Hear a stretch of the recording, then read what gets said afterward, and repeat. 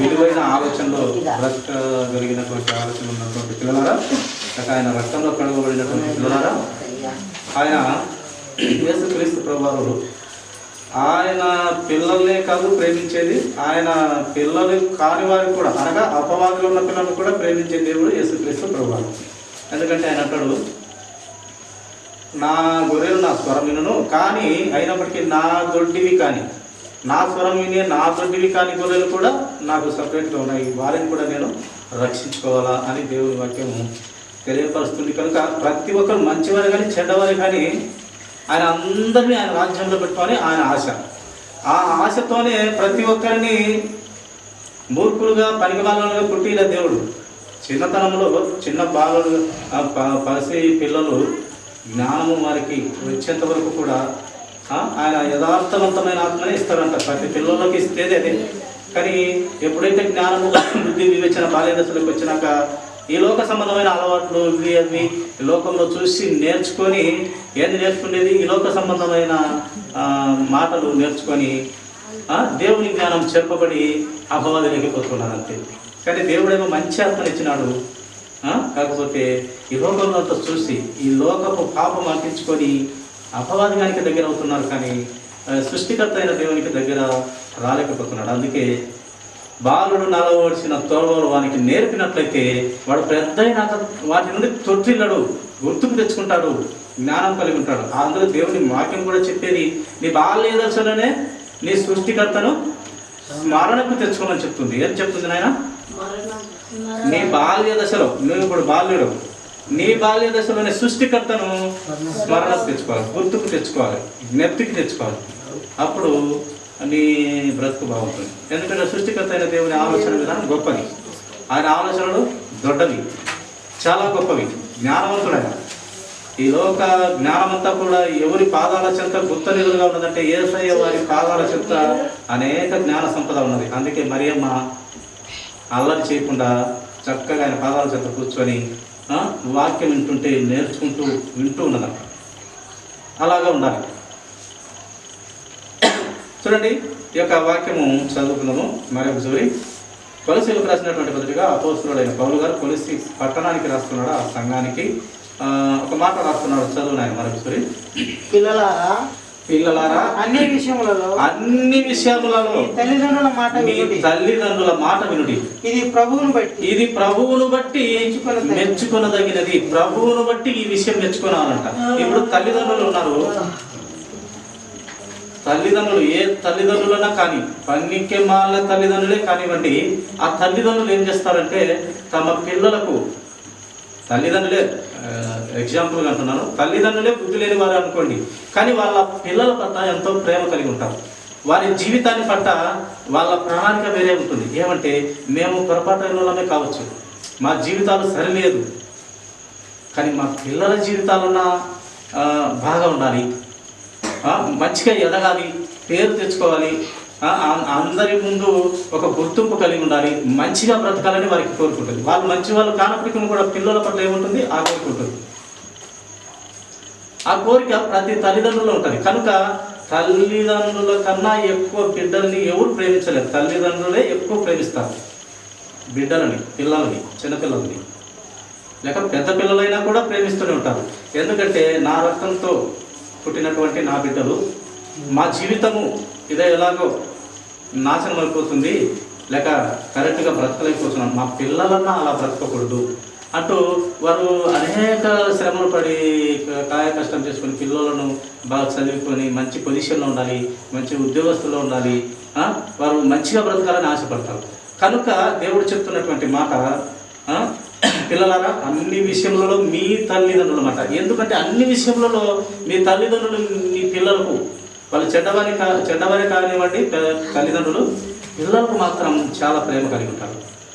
వాళ్ళకున్న ఆస్తి అంతా కూడా వాళ్ళ పిల్లలకి ఇస్తారు, కానీ పక్క ఇంటి పిల్లలకు ఎవరికి ఇవ్వరు కదా. అందుకు కాబట్టి ప్రతి విషయంలో పిల్లలు బాగుండాలని, బాగలేని తల్లిదండ్రులు కూడా, సరి అయిన లేకుండా ఉన్నటువంటి తల్లిదండ్రులు కూడా పిల్లల పట్ల మంచి ఆలోచన కలిగిస్తారు.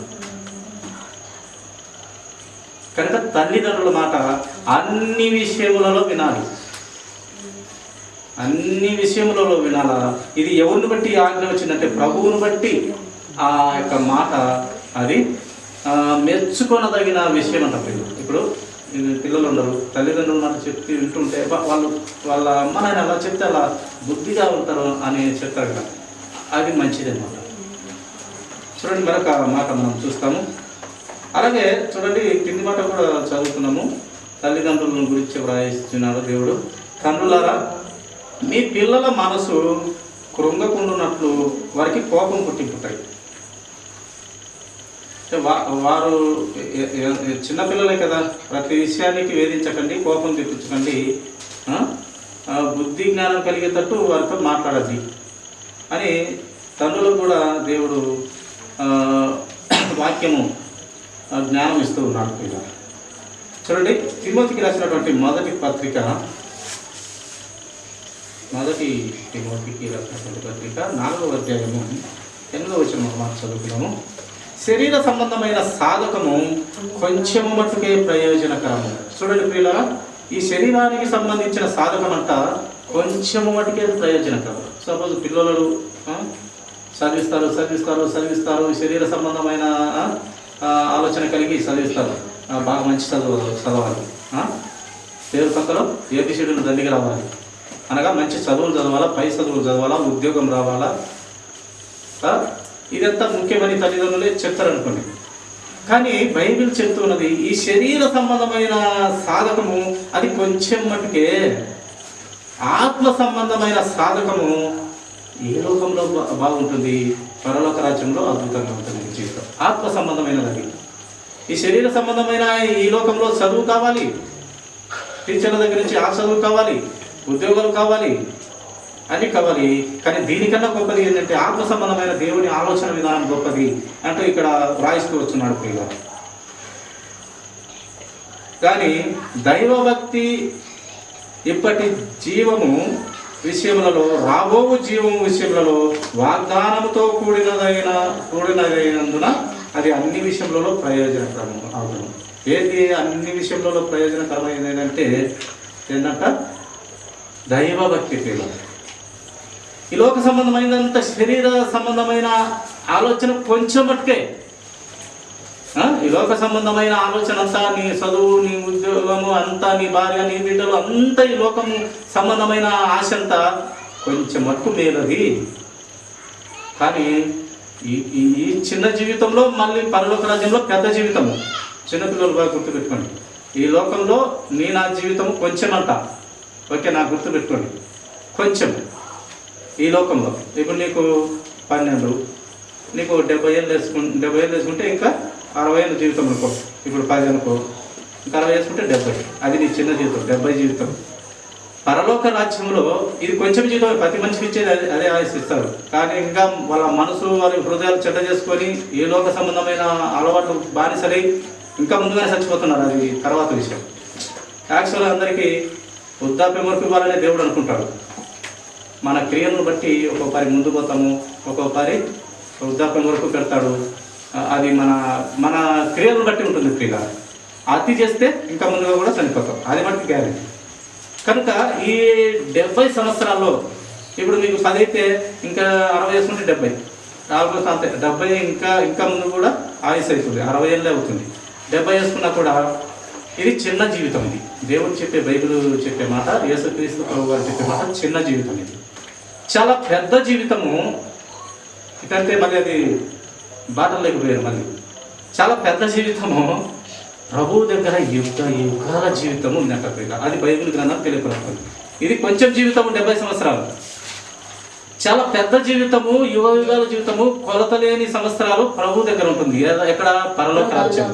అది దానికోసం తిప్పలు పడితే అది మంచిది, అది అన్ని విషయంలో మంచిదని దేవుని గ్రంథం తెలియపరుస్తుంది. నేనుగా చెప్పేది దేవుని వాక్యం తెలియపరుస్తుంది. అందుకే ఈ లోకంలో మనము దేవుని వాక్యాన్ని బట్టి బ్రతకాలి.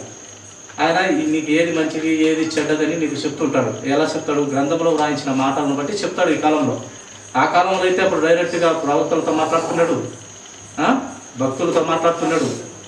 డైరెక్ట్గా యేసుక్రీస్తు ప్రభువారి కాలంలో ఆ సృష్టికర్తను బాగా కళ్ళారా చూస్తూ, ఆయన సహవాసంలో బ్రతుకు చూస్తూ కూడా ఉండేది అప్పుడు. కానీ ఇప్పుడు దేవుడు డైరెక్ట్గా వచ్చి మాట్లాడేది ఏమి ఉండదు. అన్ని విషయాలు బైబిల్ గ్రంథంలో వ్రాయించినాడు.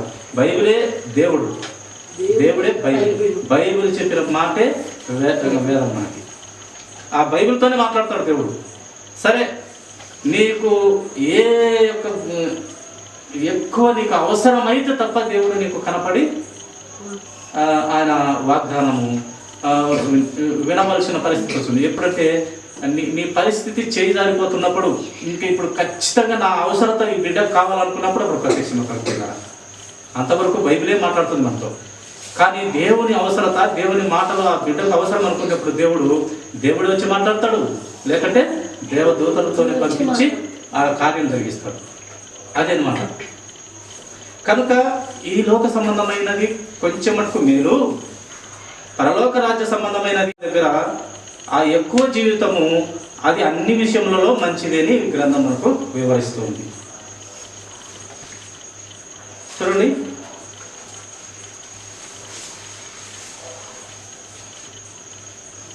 అలాగే యోహాను 3వ పత్రిక మాట చదువుతున్నాము. 1వ అధ్యాయము 3వ వచనం చదువుతున్నామండి. నీవు సత్యమును అనుసరించి నడుచుకొనుచున్నావు కనుక సహోదరులు వచ్చి నీ సత్య ప్రవక్తలను గూర్చి సాక్ష్యం చెప్పగా విని బహుగా సంతోషించి తిని. ఇక్కడ యోహాను గారు రాస్తూ ఉన్నాడు అక్కడ ఉన్నటువంటి పిల్లల గురించి, ఆ యొక్క మనుషుల గురించి.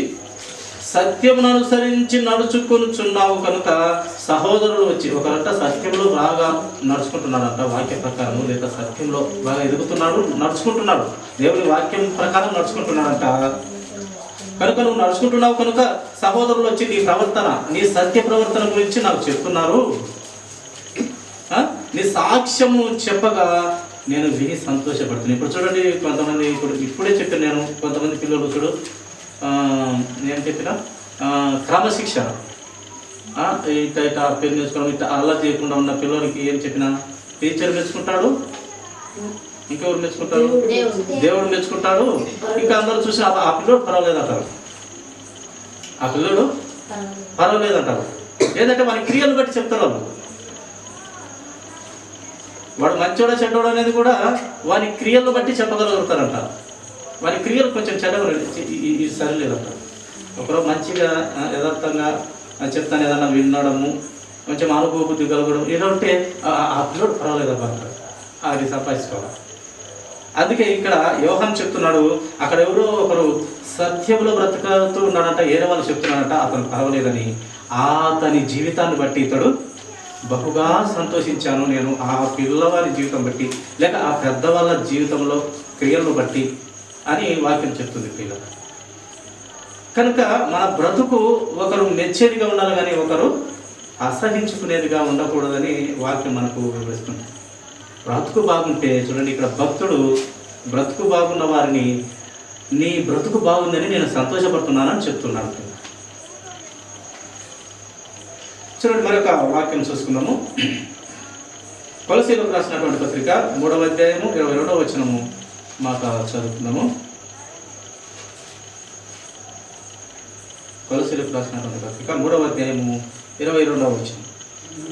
దాసులారా, మనుషులకు సంతోషపెట్టు వారినైనట్టు కంటికి కనపడవలెనని కాక ప్రభువునకు భయపడుచు శుద్ధాంతకరణం గలవారై శరీరమును బట్టి మీ యజమానులైన వారికి అన్ని విషయములలో విధేయులై ఉన్నది.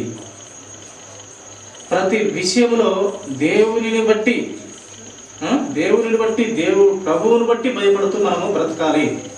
ఏంది ఆ భయం అంటే, ఇప్పుడు అబద్ధం ఆడకూడదని ఒక దేవుని రూల్, అది అబద్ధం ఆడకూడదని ఒక రూల్, పొరపాటున ఆడాల్సిన పరిస్థితి ఉంది. అప్పుడు మనసులో ఏమనుకుంటామంటే, విశ్వాసులైన పిల్లలు ఏమనుకుంటారంటే, అయ్యో ఈ లోకరీత్యంలో ఈ లోకానుసారంలో అబద్ధం ఆడకూడదని అనుకునే కూడా ఆడాల్సిన పరిస్థితి వచ్చింది. ప్రభువా ఈ ఒక్కసారి క్షమించిన మళ్ళీ ఈ ఆలోచన నాలో తీసివేయనైనా, ఈ అబద్ధం ఆడే ఆలోచన తీసివేయనైనా, చావైనా బ్రతికైనా సత్యమే మాట్లాడే జ్ఞానం ఏమైనా ప్రార్థన చేసుకుంటే దేవుడికి ఇష్టమైన ప్రార్థన అది. ప్రభువా నేను అబద్ధం ఆడాల్సింది వచ్చింది, ఈ లోకాన్ని బట్టి ఈ మనుషులను బట్టి ఆడాల్సింది వచ్చింది, కానీ ఇది నేను ఆడకూడదు, ఈ అబద్ధం ఆడకూడదు, నేను ఆడాను. కానీ నెక్స్ట్ టైం అనే ప్రభు నా యొక్క మనవి మన్నించి నెక్స్ట్ టైము ఈ పాపపు ఆలోచన లేకుండా, ఈ అబద్ధాలు ఆడకుండా ఉండే జ్ఞానం నాకు ఇవ్వు, అతి ఆలోచన నా ఒక మనసులో పెట్టు అని ప్రార్థించినట్టే దేవుడు చాలా వరకు సహాయం చేస్తాడు ప్రియులారా. చూడండి, ముగించుకుందాము. తిమోతికి రాసిన 2వ పత్రిక 4వ అధ్యాయము 5వ వచనము మాట చదువుతున్నాం. అయితే నీవు అన్ని విషయములలో మితముగా ఉండుము, శ్రమపడుము, సువార్తకుని పనిచేయము, నీ పరిచర్యను సంపూర్ణముగా జరిగించు. ఏదైనా నీ పని చేసేటప్పుడు, ఏదైనా దేవుని పని కానీ, ఇంట్లో పని కానీ, ఒక తల్లిదండ్రులు వేసే తల్లిదండ్రులైనా పని పోతనం వచ్చారు కదా, ఈ కసుదై లేకుంటే ఈ పాత్రలతోము లేక ఏదైనా ఆ కట్టెలు గొట్టెలు కొట్టు అని చెప్పినప్పుడు వినాలి, తల్లిదండ్రుల మాట వినాలి. లేక దేవుని మాటలే, దేవుని ఆలోచన విధానమే, దేవుని కట్టడలే, దేవుని విధులే ఉన్నాయి, దేవుని న్యాయశాసనాలు ఉన్నాయి. వాటిని నడుచుకుంటూ వెళ్తే కనుక దేవుడు సంతోషిస్తాడు. ఆ యొక్క పని నీవు చెయ్యి, శ్రమపడము, కష్టపడము, మంచి పని అయితే చెయ్యి. చెడ్డ పని అయితే చేయకూడదు, కానీ మంచి పని చెయ్యి అని తల్లిదండ్రులు చెప్పినప్పుడు, లేక దేవుని వాక్యం చెప్పినప్పుడు, లేక పెద్దలే చెప్పినప్పుడు, లేక మంచి కోరి నీ స్నేహితులు మంచి పని చెప్పినప్పుడు చేయాలి అనే మనకు గ్రంథం తెలియపరుస్తుంది. చివరిగా మనం చూస్తున్నాము అపొస్తలుల కార్యములు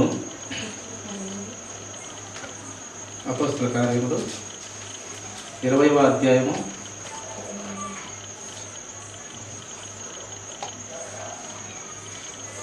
35వ వచనం చదువుతున్నామండి.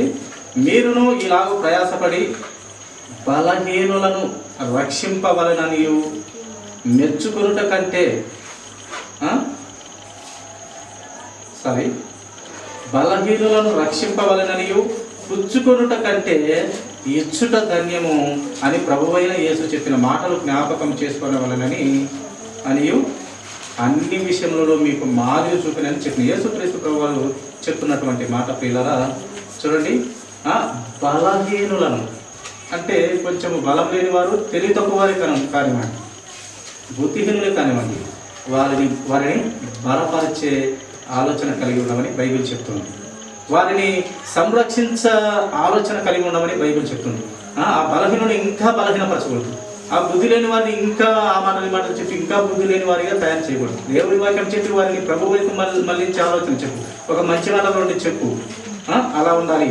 అలాగే చూడండి, ఒక మాట చెప్తుంది గ్రంథం ఇక్కడ, పుచ్చుకొనుట కంటే ఇచ్చుట ధన్యత అంట. కొంతమంది ఎప్పుడు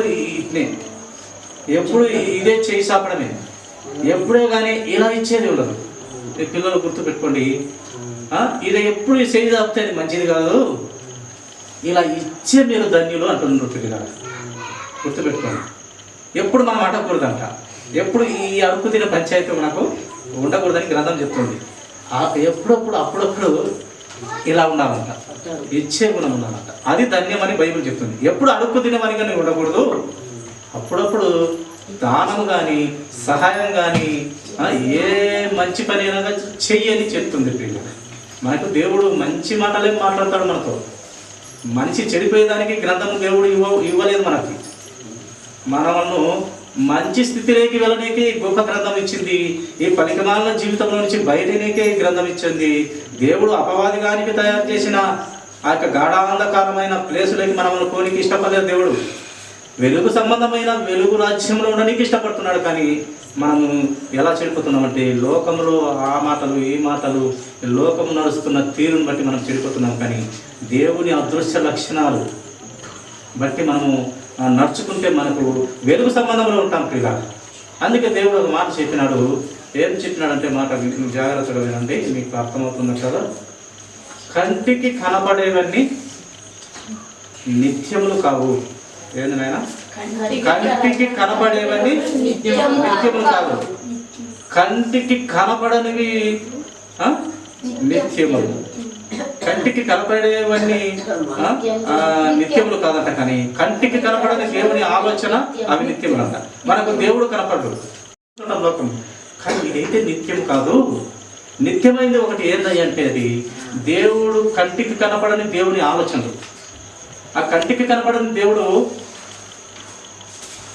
ఆ చెప్పినటువంటి ఆలోచన ప్రకారం బ్రతికినట్లయితే మళ్ళీ అక్కడ చూస్తాం. మనం మహిమ శరీరాలు ఇస్తారు దేవుడు. మళ్ళీ ఆయన రెండవ రకాలు వచ్చినప్పుడు మహిమ శరీరాలు ఇచ్చి అక్కడ కనపడతారు దేవుడు. యేసుక్రీస్తు ప్రభువారు మనకు